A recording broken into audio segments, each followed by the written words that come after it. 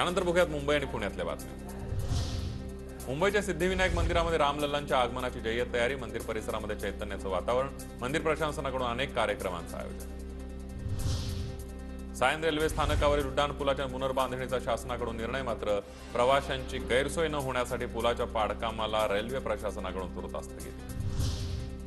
अटल सेतूवरील बेशिस्त वाहन चालकांवर दंडात्मक कारवाई। 650 वाहन चालकांकडून 7 लाखांपेक्षा अधिक दंड वसूल।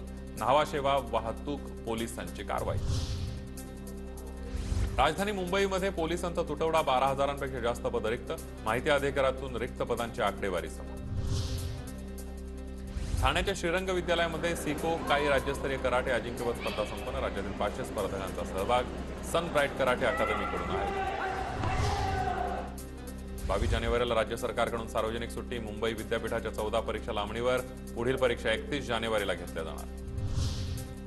पुणे जिल्ह्यातील अंतिम मतदार याद्या तयार। 23 तारखेला अंतिम मतदार यादी जाहीर होणार।